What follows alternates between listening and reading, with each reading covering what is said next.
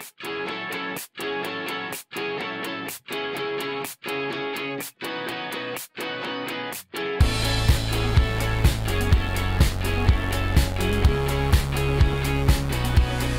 bonjour à tous. You want me to do it in English ou en français?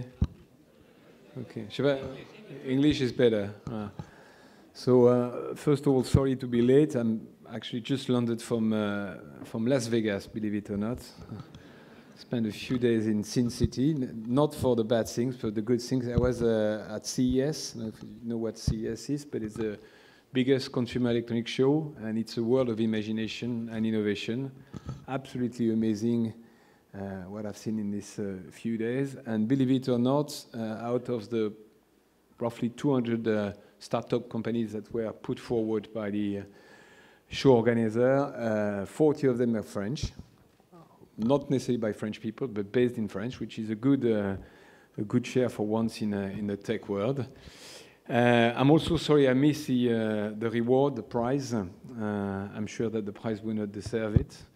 Can't really comment on the prize because, as I said, I just landed. Just a few words on the theme, and I hope some of you will be asking questions because I didn't have much time to prepare the speech. So if I understand well, the theme of your week was well-being and human enhancement. It's a very important theme if you plan to be a business leader. I, in my life, the great privilege to have two startups, two ventures, starting a company from zero to up to a few hundred people, and a few 100 million euros of turnover. And obviously, when you create a company, the founder is very important, but the people you work with are almost more important. And what makes the difference very often in venture in companies between those who succeed and those who fail is the commitment of the people, their sense of belonging, the way they work. We've got this great law in France called les 35 heures, 35 hours week. But I can tell you that in all the companies I've worked and I've founded, it was more the 70 hours week or sometimes even the 120 hours week. Not because people were well paid, not because people had a fantastic venue to work, not because they had great big buildings, just for one single reason: they knew why they were working. And if there's one message you have to remember the day you're going to be a leader of a company, you have to make your people, the people that work for you, understand why they work. Why they work every morning, where they wake up, where they go to work. And the difference between the successful companies and the not successful companies, whether it's big companies or small companies, is the commitment of the people. And this commitment came only because they know why they do things.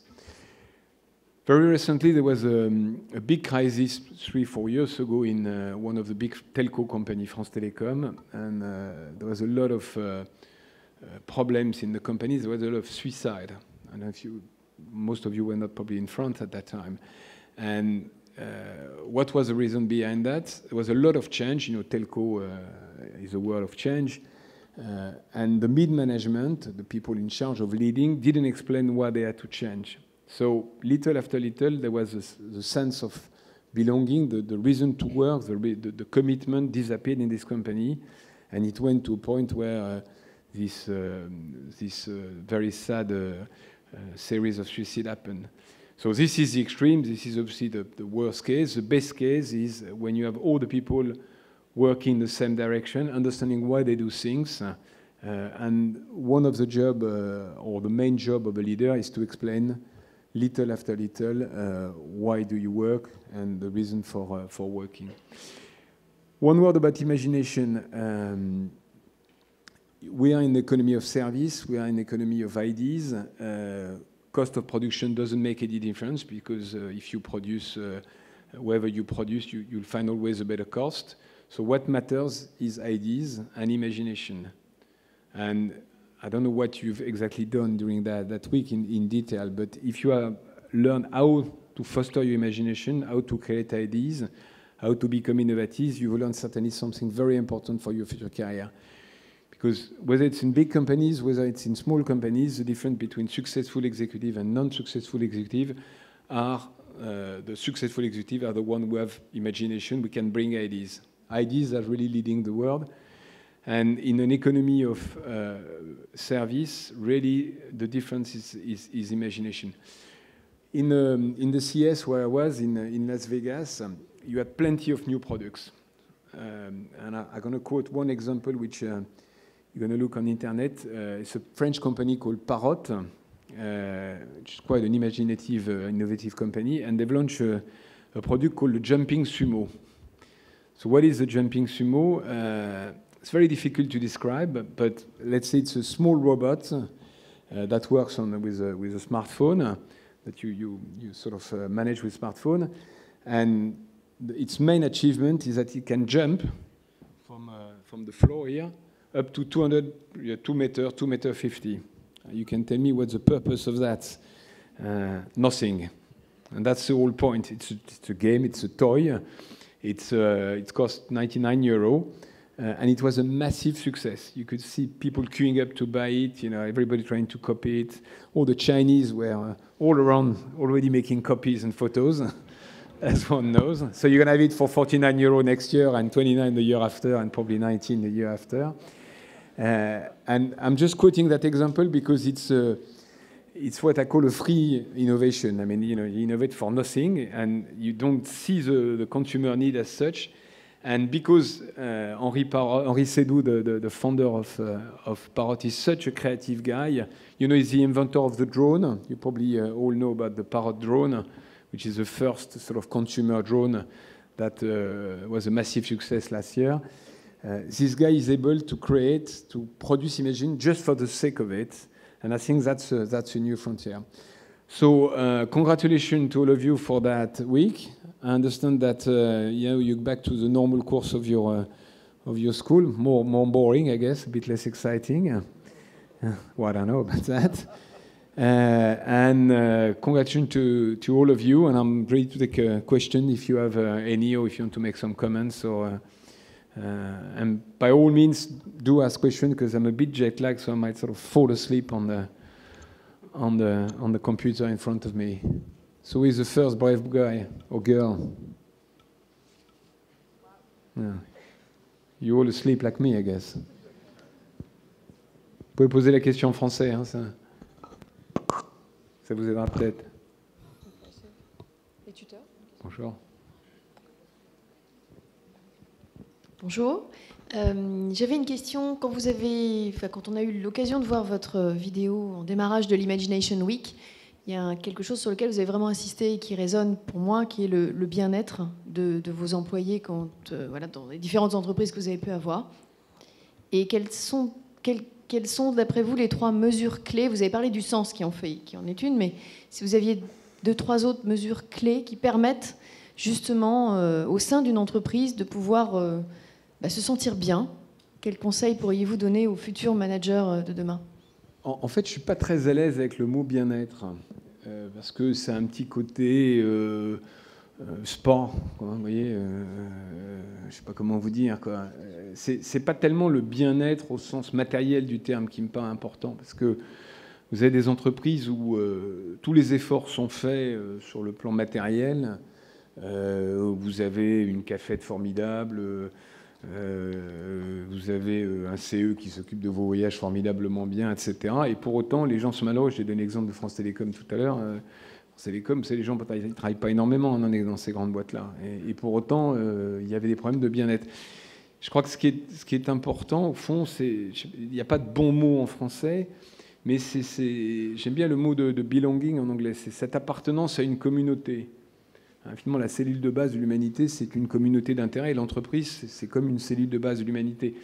Et il faut que les gens qui travaillent, évidemment, plus l'entreprise est grande, plus c'est difficile, aient ce sentiment d'appartenance à ces mêmes communautés humaines.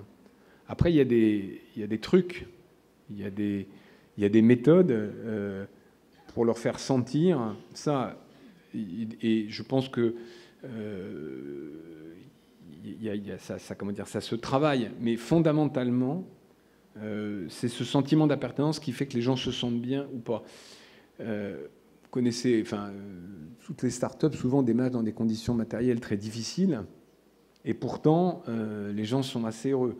Moi, j'ai vécu 2 expériences particulières, puisque les 2 fois, j'ai commencé avec un collaborateur, enfin tout seul d'abord, puis un collaborateur, et puis plusieurs centaines. Ce qui est très difficile, c'est de maintenir ce sens de l'appartenance quand l'entreprise grandit. Parce que l'éloignement du centre de décision, l'éloignement de la compréhension de ce pourquoi on travaille, fait que ça se délite, au fond, avec la taille. Dans tous les pays d'Europe, même de l'OCDE, on voit que toutes les enquêtes de motivation montrent un espèce de désenchantement au travail. Ce désenchantement, il vient de là. Alors après, bien sûr que plus le confort matériel est là, plus c'est facile de faire garder ses enfants, etc., mieux ça fonctionne. C'est pour ça que vous allez au siège de Google. Je ne sais pas si vous avez eu l'occasion de faire ça. Alors peut-être pas à Mountain View, mais à Paris, là, à côté de l'Arc Saint-Lazare, ils ont un gymnase, je sais pas quoi, il y a 1000 mètres carrés de salles de gym, de détente, etc. Bon, évidemment, ça aide au well-being des collaborateurs. Mais je pense que ça suffit pas. Peut-être un mot aussi sur la transparence. On vit une époque où il est très difficile de cacher quoi que ce soit.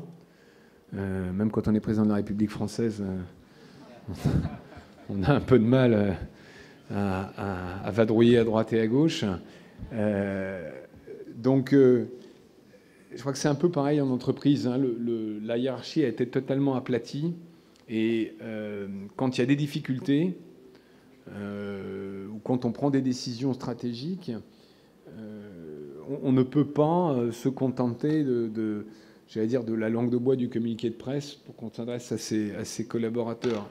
Et donc, un des rôles du patron, c'est de plus en plus d'aller au-devant de ses troupes et de go naked, hein, de dire la vérité, de dire voilà, on a des difficultés là, voilà ce qu'on va faire. Je ne suis pas sûr que ça marche, mais j'ai besoin de vous pour que ça marche. Et ça, c'est une difficulté. Surtout qu'on doit alterner un discours interne et un discours externe. Et en particulier dans les entreprises cotées, hein, où quand on s'adresse au marché, quand on s'adresse aux investisseurs, quand on s'adresse à ses collaborateurs, le discours n'est pas forcément le même et on est obligé d'être le plus transparent possible avec ses collaborateurs. A little question in English. Yeah. And I'll do the answer in English. Right. You said I think Xavier said you wrote a book, right? Yeah. Could you outline like the main ideas of this book? Difficult to translate. Salaud de patron. We have a specific problem in France, which is probably true in other markets, in another country, but very specific in France, is that we have the French managers, the French boss, have a bad reputation, and the bigger the company they manage, the worse the reputation. You got this expression in English called fat cats. Well, there was a lot of controversy about salary, pension, stock option, that kind of thing. So in 2008 or 2007, I wrote this book trying to say, well, you call us salaud de patron, fat cats, but in fact, you need managers, you need boss, and company has to be managed. But also, I think we, as managers, share some culpability, some guilt of the image we have. Why? Because we don't communicate enough, we don't explain what we do, and B, the way we manage the relationship with the money and with the salary is not very good, because basically, especially in quoted companies, people were trying to hide what they were getting, not assuming publicly their salary. It's a very complicated debate. How much should be paid the boss of Renault, or the boss of L'Oréal, or the boss of a big company? Is that normal that he gets 200, 300 times the average salary of his company? And obviously, you have more debate when the country is in crisis, when there are economic difficulties, and it's called what the US called the income gap. Bill Ford used to say the maximum should be 40 times your average salary in the company, and obviously this 40 times has gone for a long time. And the answer I was trying to give it in the book is that there is no good mathematical answer to that question, because sometimes, you know, somebody who makes 10, 20 billion a year, million a year is worth its salary. Why? Because the company is very successful, because everybody is making money in the company, because it's creating jobs, it's creating value for the society. And sometimes the same amount of money, or even less, is not acceptable by the society, because the boss is not making the job, the company is in failure, it's closing plants, it's closing subsidiaries, and it's not contributing to the good of society. So my message to my fellow corporate managers was go in the press, go in the media, try to explain what you do. Don't hide yourself every time you're being accused of making too much money, and be prepared to speak to the public, because, as I said earlier, in French, unfortunately, we live in an era of transparency, and there's no way you can hide from the public. You know, and you can't hide from the public, but you can't hide from your employees as well. It's very true now in the quoted company. You know, everything is public, your salary, blah blah blah. And I think it's more and more true in all companies. People want to know what's going on and what's going for the company, how much you're getting paid, everything. You have to accept that we live an era of transparency. I had another question. So you mentioned earlier that ideas are very important for a company.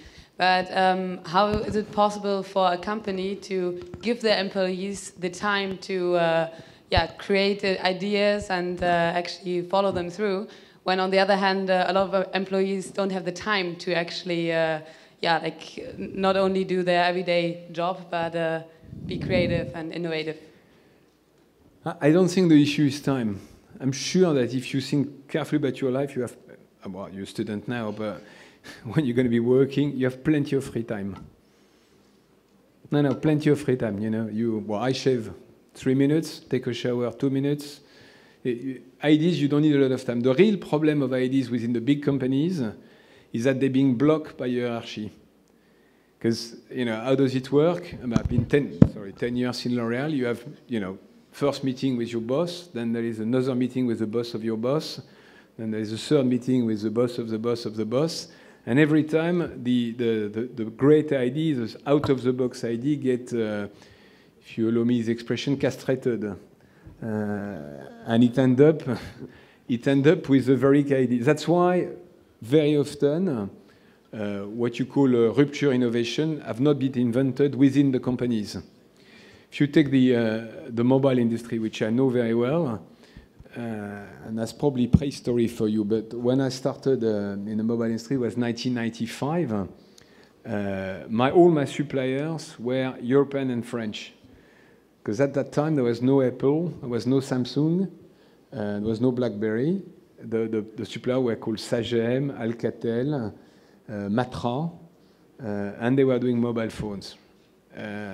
But because it's a field of total imagination, permanent imagination, it was somebody else who invented the very first true portable mobile phone. It was Nokia. Nokia was a tire company. And then after Nokia came the Currents, and then after Currents came BlackBerry, and after came Apple. What I mean is that the big difficulty for big corporations is that by their own structure, by their own hierarchy, by their own organization, they don't allow very innovative ideas to flourish within their organization. And that's why, in a way, that's probably the beauty of capitalism, you have entrepreneurs, that's why you have startups, that's why big ideas are usually born outside big companies. Or sometimes big companies have to get in a very, very bad shape to be reborn. You probably read the biography of Steve Jobs. When Steve Jobs retook over Apple, Apple was almost in bankruptcy or quasi-bankrupt. And hence, it was ready for new innovative ideas. Was at the summit of its glory. They're not able to produce ideas. It will be interesting to see what Apple does in the next few years, because it's a very rich company. At its summit in terms of turnover, profitability, and cash, but it doesn't really produce anything new in the last 3 years, 3-4 years since the iPad. Is this a company still able to produce innovative ideas, or is it too rigid, too big, too structured, and the next big idea will come from outside? I don't know. Bonjour. J'ai cru entendre que vous aviez joué au rugby lorsque vous étiez étudiant à l'ESSEC, et j'aurais aimé savoir qu'est-ce que vous en avez retiré au sein de votre expérience professionnelle et par rapport aux défis que vous avez eu à faire face. Écoutez, j'ai laissé un morceau dedans. Saint-Ouen-l'Aumône, c'est où? C'est là-bas, hein, par là-bas, ouais. C'est ça. Je ne sais pas s'il s'appelle encore le stade Roger Coudert à Saint-Ouen-l'Aumône. Ouais, mais voilà, ouais. Et je veux dire la vérité, pas grand-chose sur le plan professionnel. Hein. Quelques fractures du nez, mais je suis pas un grand... comment dire? Je me méfie un tout petit peu des comparaisons un peu faciles entre l'esprit d'équipe, etc., etc. Bon, bien sûr qu'il y a... Mais je ne suis pas sûr d'avoir tiré des leçons réellement utiles dans la vie professionnelle du rugby. Simplement, disons qu'une personnalité s'est faite d'un certain nombre d'expériences, que le sport, en général, je fais pas mal de sport, a fait partie de ma personnalité et que ça contribue à un style de management différent d'autres. Mais vous avez d'excellents managers ou d'excellents... je parlais d'Henri Sédou tout à l'heure, qui est un formidable entrepreneur. Je crois qu'on l'a jamais vu sur un terrain de sport, quel qu'il soit. Donc, faut se méfier un tout petit peu des pièges. Par contre, c'est de très bons souvenirs et de très bons copains.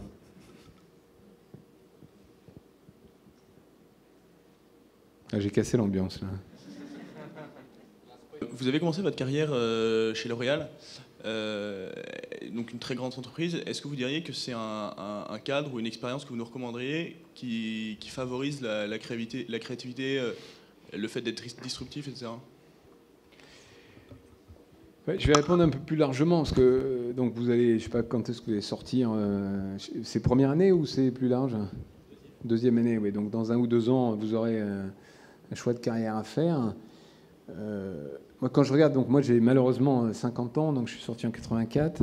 Quand je regarde les carrières qu'ont fait les gens de ma promo, discutant un peu, il y a beaucoup de hasard. Hein. Un peu dur de vous dire ça, mais il y a 2 choses à retenir. Je pense que votre premier job ne détermine pas votre carrière.